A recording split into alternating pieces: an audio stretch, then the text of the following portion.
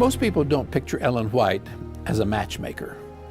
So let me tell you a story about Ellen White as a matchmaker. What do I mean by that?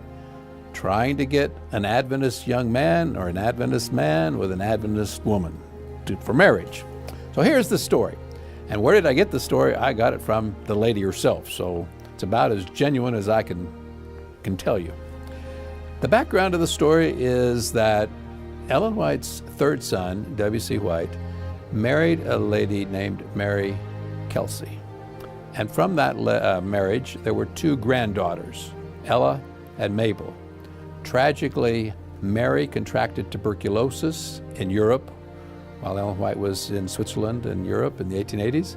And in 1890, Mary died. In 1891, her son, W.C. White, was invited to go to Australia with his mother when she went to the South Pacific. And because there were not very many Seventh-day Adventists in all of the South Pacific back then, they decided to leave Willie decided to leave his two daughters in Battle Creek. So he finds himself down there, gets to Australia, and he's looking around. Obviously he's lonely because his wife has died. And he's also lonesome because his two daughters are in Battle Creek, Michigan. So he's looking around to see if he might find a lady that would make a suitable wife. Now, we only had somewhere between 500 and 1,000 Adventists in all of the South Pacific back then. And many of those would be either too young, too old, or already married. So my point is there's not a large selection pool to be looking at. But one time he was down in the southern part of Australia in Tasmania, and he's in the home of the Lacey family. And there he sees a young lady who he thinks might be worth trying to get acquainted with. So he asks her, what are her plans? You know, good pastor that he is. He asks, what are her plans? Well, she wants to come up to Melbourne, where we had our training school. That was before Avondale College was established. Well, that was good. And as he talked with her, he found out that she did not have enough money to pay her tuition. She needed work. That's even better, because he knew that his mother liked to hire students to work for her so that they would have money to pay their tuition. So Willie thought, if this young lady comes up here, her name was May, if May comes up here and I can arrange it so that mother invites her to come work for her, I can watch her and I can see whether I really am interested in this young lady and see how she gets along with my mother and how things are, and something may develop. I asked May, I said, do you think that, well, she later married Willie, so I said, do you think your husband told his mother? No, she said, I don't think that he had told his mother what he was up to. Anyway, so she comes up to the training school, and wouldn't you know, here comes an invitation from Ellen White to work for Mrs. White after school. So what are some of the things that May told me she did? Well, Ellen White did a lot of traveling. And so because of all of the stress she was under with all the writing and the traveling and the counseling and everything, she liked to have body massages. So May learned how to give a massage. Ellen White also liked to have scalp massages. So May learned how to give a scalp massage. Those things relaxed Ellen White. Another thing that she liked was she liked a salt globe. Now, I've never had a salt globe, but they've been described to me as you take salt and you have a leather mitten or glove, and with great amount of friction, you rub that salt on the skin and you get sweat coming, and that stimulates the circulation, and apparently it feels wonderful. At least years ago, when I would occasionally tell this story, some elderly person would come up to me afterwards and their eyes would glow as they would describe to me salt glows. So they must have been wonderful. I don't know, I've never had one. Anyway, on one occasion, May was giving Ellen White a salt glow, and she's there doing her thing, and it's not going right. And instead of whatever happens when you get the friction going and the sweat begins with salt, this is becoming a sticky, gooey mess, and she can't figure out what's going on. And Ellen White finally goes like this, and she tastes and sees it's sweet, and it's not salty. And she just busted out laughing and said, May, what are you trying to do today? Sweeten me up a bit? You see, what happened was they bought their salt and their sugar in 50-pound bags. And May was a little late that day, so when she came in a rush, instead of getting into the the salt bag, she got into the sugar bag. And so whatever wonderful thing salt does, sugar becomes a sticky, gooey mess. Anyway, so she cleaned things up. But again, it shows you how Ellen White, with her sense of humor, put this young girl at ease. And it wasn't a traumatic experience. Ellen White just said, "What are you trying to do? Sweeten me up today?" And with that, the girl went and cleaned up everything and gave her a salt glow.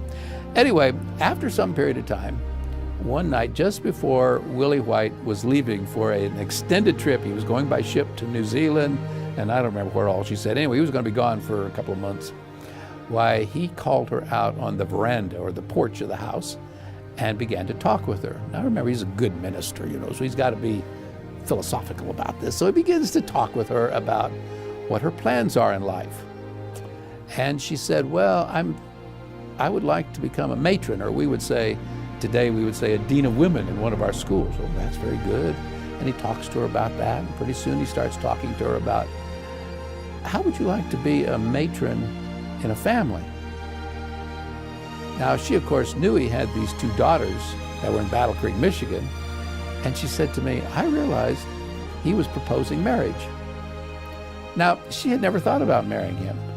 What I haven't told you so far is that, among other things, she's 19 years younger than he is. In addition, she has a boyfriend, or at least a crush on a guy that was going to the training school. How far they dated, I don't know. She made it sound like it wasn't all that serious, that they'd kind of noticed each other. But I've talked with some of his relatives, descendants in the family, and they seem to think it was very serious. Anyway, she's got this other guy, and she's younger, and she's never thought about it. And she said, "Well, when he asked her about being a matron in a family, and she finally dawned on her that he was asking marriage, proposing marriage, she said, "Well, and she named one of the secretaries there. I won't say who, since you're recording this, but one of the secretaries there, and she's very much in love with you." And Willie White said, "Oh yes, everybody knows she's in love with me, but when I pray, it's always your name that comes up and not this other lady." Well, what's a young girl to do with an answer like that, So she said that she'd thought about it, and she finally said to him, "Well, I'll think about it, and I will pray about it, and I will send you my response." Now, the question that got this whole story started when I was talking with this elderly lady was, what was Ellen White's response when she found out that Willie was interested in marrying you? I was unmarried. I was in school at the time. I wasn't married. I'm curious about what is the reaction. So now we're to the reaction. What was the reaction? Willie leaves on his trip. She said, Willie could not have had a better ally than his mother. Because she said, every day when I would get there for work after school, she said, and she married Willie White later, so she called Ellen White Mother. She said, Mother would start in on me. Well, have you made up your mind yet?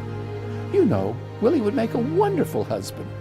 She said, Willie could not have had a better ally than his mother, because Ellen White was working on her every day. Well, May said, there were some things that I had told myself that I would not get married until these were taken care of. One is, I would not get married until I was totally out of debt. So she told that to Ellen White. I can't even think about marrying Willie until I've earned enough money after I get out of school to pay off my debts. Ellen White said, well, how much do you owe? We can write a check. Now, why can't you marry Willie? And then, well, there was another one. Weddings cost, even a small, modest wedding, costs a little bit of money.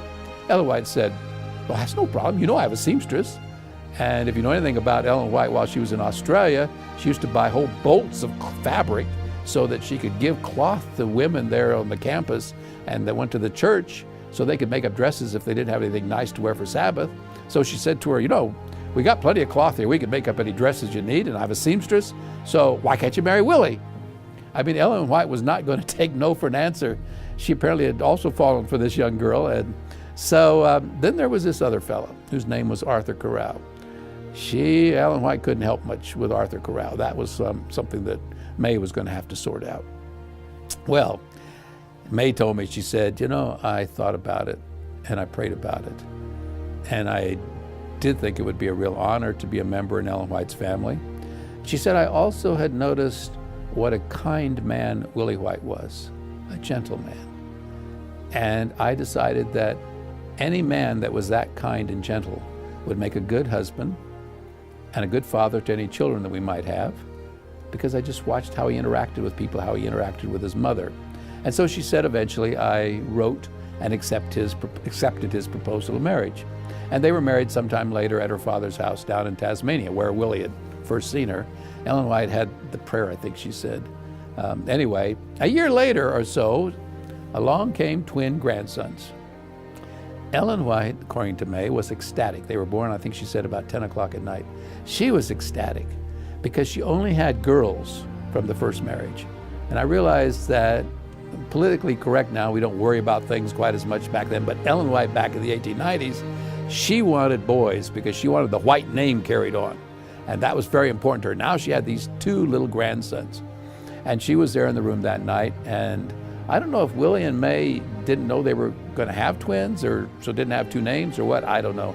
Anyway, May said that Ellen White asked if she could name her grandsons, and they said, sure, why not? So, what did she name those two little boys? Well, she worked in the names of all four of her boys, her husband's name, as well as May's brother's name. So here's what she named them. One of the twins was James Henry White. James, of course, was Ellen White's husband, was James, and James was the first name of son number 2, James Edson White. Henry White is, of course, the first name of her oldest boy, Henry Nicholas White, who died at 16. So there's two boys and the husband. Now, what did she name the other little twin grandson? Herbert Clarence White. Well, Herbert was the first name of May's brother. His name was Professor H. Camden Lacey, Herbert Camden Lacey. Herbert was also the name of the little baby that died at 12 weeks, John Herbert. And so Herbert, and then Clarence, that's the middle name of Willie, William Clarence White. So in those boys, she got all four of her boys, her husband's name, and May's brother's name. So if anybody ever thinks that Ellen White was just somebody who was anti-courtship and anti-romance, they just need to know this is not the only story, but this is the most detailed story that we have about how Ellen White did her very best to make certain that Willie was able to marry this young girl. It's a side of Ellen White, as I say, we don't usually think about, Ellen White, the matchmaker.